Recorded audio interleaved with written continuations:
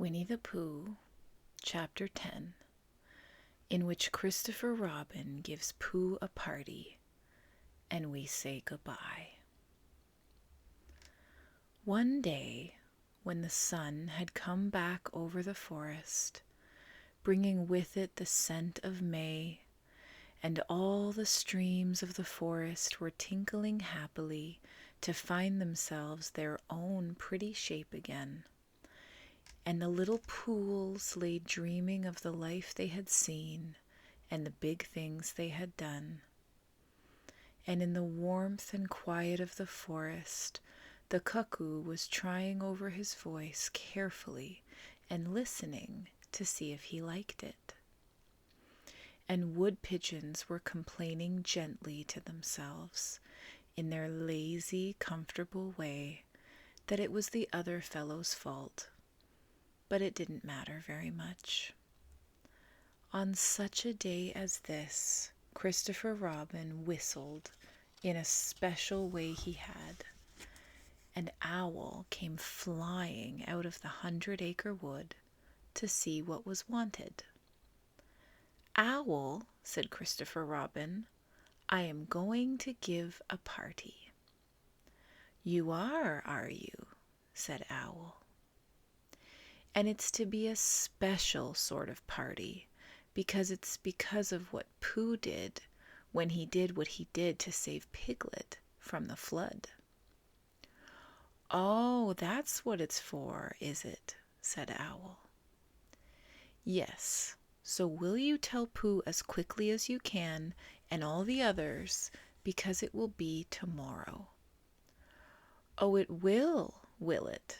said Owl, still being as helpful as possible. "So will you go and tell them, Owl?" Owl tried to think of something very wise to say, but couldn't. So he flew off to tell the others, and the first person he told was Pooh. "Pooh," he said, "Christopher Robin is giving a party." "Oh," said Pooh. And then, seeing that Owl expected him to say something else, he said, "Will there be those little cake things with pink sugar icing?" Owl felt that it was rather beneath him to talk about little cake things with pink sugar icing, so he told Pooh exactly what Christopher Robin had said and flew off to Eeyore. "A party for me?" thought Pooh to himself. "How grand!" And he began to wonder if all the other animals would know that it was a special Pooh party, and if Christopher Robin had told them about the floating bear and the brain of Pooh and all the wonderful ships he had invented and sailed on. And he began to think how awful it would be if everybody had forgotten about it and nobody quite knew what the party was for. And the more he thought like this, the more the party got muddled in his mind, like a dream when nothing goes right. And the dream began to sing itself over in his head until it became a sort of song. It was an anxious Pooh song. 3 cheers for Pooh. For who? For Pooh. Why, what did he do? I thought you knew. He saved his friend from a wetting. 3 cheers for Bear. For where? For Bear. He couldn't swim, but he rescued him. He rescued who? Oh, listen, do. I am talking of Pooh. Of who? Of Pooh. I'm sorry, I keep forgetting. Well, Pooh was a bear of enormous brain. Just say it again. Of enormous brain. Of enormous what? Well, he ate a lot, and I don't know if he could swim or not, but he managed to float on a sort of boat. On a sort of what? Well, a sort of pot. So now let's give him 3 hearty cheers. So now let's give him 3 hearty witches. and hope he'll be with us for years and years, and grow in health and wisdom and riches. 3 cheers for Pooh. For who? For Pooh. 3 cheers for Bear. For where? For Bear. 3 cheers for the wonderful Winnie the Pooh. Just tell me, somebody, what did he do? While this was going on inside him, Owl was talking to Eeyore. Eeyore, said Owl, Christopher Robin is giving a party. Very interesting, said Eeyore. I suppose they will be sending me down the odd bits which got trodden on. Kind and thoughtful. Not at all. Don't mention it. There is an invitation for you, said Owl. What's that like? Said Eeyore. An invitation. Yes, I heard you. Who dropped it? Said Eeyore. This isn't anything to eat, said Owl. It's asking you to come to the party tomorrow. Eeyore shook his head slowly. You mean Piglet, the little fellow with the excited ears. That's Piglet. I'll tell him. No, no, said Owl, getting quite fussy. It's you. Are you sure? Of course I'm sure. Christopher Robin said all of them. Tell all of them. All of them except Eeyore? Said Eeyore. All of them, said Owl sulkily. Ah, said Eeyore. A mistake, no doubt, but still, I shall come. Only don't blame me if it rains. But it didn't rain. Christopher Robin had made a long table out of some long pieces of wood, and they all sat round it. Christopher Robin sat at one end, and Pooh sat at the other, and between them on one side were Owl and Eeyore and Piglet, and between them on the other side were Rabbit and Roo and Kanga. And all Rabbit's friends and relations spread themselves about on the grass and waited hopefully in case anybody spoke to them or dropped anything or asked them the time. It was the first party to which Roo had ever been, and he was very excited. As soon as ever they had sat down, he began to talk. "Hello, Pooh," he squeaked. "Hello, Roo," said Pooh. Roo jumped up and down in his seat for a little while, and then began again. "Hello, Piglet," he squeaked. Piglet waved a paw at him, being too busy to say anything. "Hello, Eeyore," said Roo. Eeyore nodded gloomily at him. "It will rain soon, you see if it doesn't," he said. Roo looked to see if it didn't, and it didn't. So he said, "Hello, Owl." And Owl said, "Hello, my little fellow," in a kindly way, and went on telling Christopher Robin about an accident which had nearly happened to a friend of his whom Christopher Robin didn't know. And Kanga said to Roo, "Drink up your milk first, dear, and talk afterwards."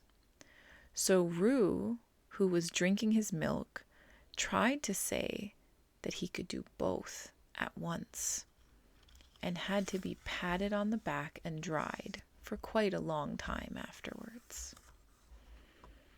When they had all nearly eaten enough, Christopher Robin banged on the table with his spoon, and everybody stopped talking and was very silent, except Roo, who was just finishing a loud attack of hiccups and trying to look as if it was one of Rabbit's relations. "This party," said Christopher Robin, "is a party because of what someone did. And we all know who it was, and it's his party because of what he did. And I've got a present for him, and here it is." Then he felt about a little and whispered, "Where is it?" While he was looking, Eeyore coughed in an impressive way and began to speak. "Friends," he said, "including oddments, it is a great pleasure, or perhaps I had better say it has been a pleasure so far, to see you at my party. What I did was nothing. Any of you, except Owl and Rabbit and Kanga, would have done the same. Oh, and Pooh. My remarks do not, of course, apply to Piglet and Roo, because they are too small. Any of you would have done the same, but it just happened to be me. It was not, I need hardly say, with an idea of getting what Christopher Robin is looking for now." And he put his front leg to his mouth and said in a loud whisper, "Try under the table." "That I did what I did, but because I feel that we should all do what we can do to help. I feel that we should all," said Roo, accidentally. "Roo, dear," said Kanga reproachfully. "Was it me?" asked Roo, a little surprised. "What's Eeyore talking about?" Piglet whispered to Pooh. "I don't know," said Pooh, rather dolefully. "I thought this was your party." "I thought it was once," said Pooh, "but I suppose it isn't." "I'd sooner it was yours than Eeyore's," said Piglet. "So would I," said Pooh. said Roo again. "As I was saying," said Eeyore, loudly and sternly, "as I was saying when I was interrupted by various loud sounds, I feel that—" "Here it is!" cried Christopher Robin excitedly. "Pass it down to silly old Pooh. It's for Pooh." "For Pooh?" said Eeyore. "Of course it is. The best bear in all the world." "I might have known," said Eeyore. "After all, one can't complain. I have my friends. Somebody spoke to me only yesterday. And was it last week or the week before that Rabbit bumped into me and said, 'Bother. The social round. Always something going on.'" Nobody was listening, for they were all saying, "Open it, Pooh," and "What is it, Pooh?" and "I know what it is," and "No, you don't," and other helpful remarks of this sort. And of course Pooh was opening it as quickly as ever he could, but without cutting the string, because you never know when a bit of string might be useful. At last it was undone. When Pooh saw what it was, he nearly fell down, he was so pleased. It was a special pencil case. There were pencils in it marked B for bear, and pencils marked HB for helping bear, and pencils marked BB for brave bear. There was a knife for sharpening the pencils, and an eraser for rubbing out anything which you had spelt wrong, and a ruler for ruling lines for the words to walk on, and inches marked on the ruler in case you wanted to know how many inches anything was, and blue pencils and red pencils and green pencils for saying special things in blue and red and green. And all these lovely things were in little pockets of their own in a special case, which shut with a click when you clicked it. And they were all for Pooh. "Oh," said Pooh. "Oh, Pooh," said everyone else, except for Eeyore. "Thank you," growled Pooh. But Eeyore was saying to himself, "This writing business, Pencils and whatnot. Overrated if you ask me. Silly stuff. Nothing in it.